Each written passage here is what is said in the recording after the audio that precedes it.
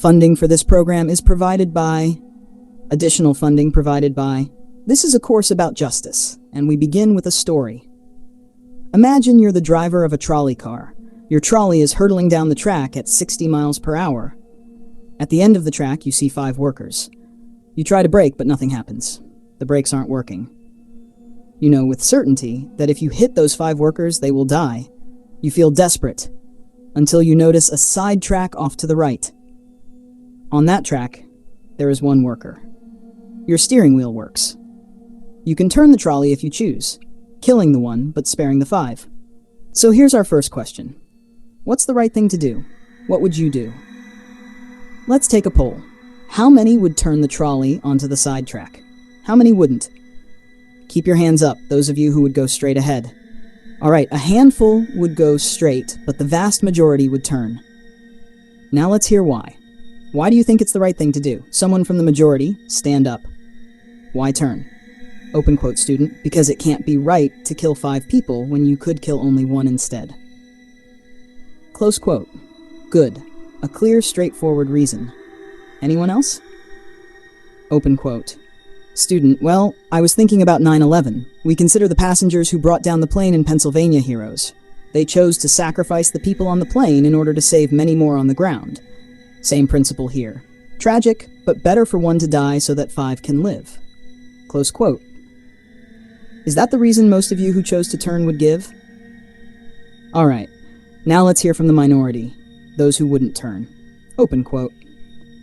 I think that kind of reasoning opens the door to things like genocide and totalitarianism, killing some to save others. Close quote. So what would you do in the trolley case? I would go straight and kill the 5, rather than accept a principle that could justify genocide. Close quote. That's a brave answer. Thank you. Now let's consider a second trolley case, and let's see whether the majority still wants to follow the principle, better 1 should die so that 5 may live. This time, you're not the driver. You're an onlooker, standing on a bridge over the tracks. A trolley is careening toward the same 5 workers. Again, the brakes don't work. Standing next to you is a very large man. If you push him off the bridge, he will fall onto the track, stopping the trolley. He will die, but he will save the 5. Now, how many would push the fat man? How many wouldn't? Most people wouldn't. Here's the obvious question. What happened to the principle you endorsed before? If saving 5 lives at the cost of 1 is the right thing to do, why not push the man? Someone who was in the majority both times, how do you explain the difference? Open quote, student. In the second case, pushing the man is an active choice to harm someone who wasn't part of the situation. In the first case, all the people involved were already on the tracks. Close quote. But the 1 worker on the side track didn't choose to be involved any more than the fat man did. Right? Open quote. True. But he was on the tracks. The fat man is on the bridge. Close quote. Fair enough. Who else can help reconcile the 2 reactions? In the first case, you have to choose between the 1 and the 5. The trolley is already involved. In the second case, pushing the man feels like an act of murder. You're using your own hands. It feels different from steering the trolley. Who wants to respond to that? Open quote.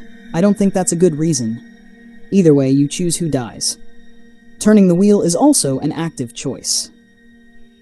Close quote. Would you like to respond? It still feels different. Pushing someone feels like killing them yourself.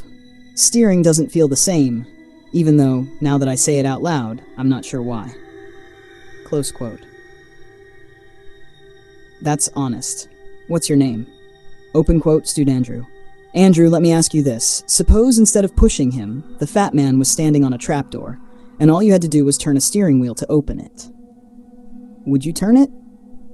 For some reason, it still feels wrong. Maybe if I slipped and hit the wheel by accident, but intentionally? No.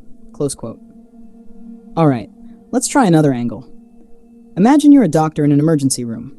6 patients come in from a trolley crash. 5 have moderate injuries. 1 is severely injured. You can spend all day treating the severely injured one, but then the 5 will die. Or you can treat the 5, saving them, but the 1 will die. How many save the 5? How many save the 1? Almost everyone saves the 5. Same utilitarian logic, 1 life versus 5. Now another doctor case. You're a transplant surgeon. 5 patients each need a different organ transplant. Without those organs, all 5 will die. There are no donors. Then you notice, in the next room is a healthy man, napping peacefully after a routine checkup. He has all the organs you need. You could take his organs, killing him.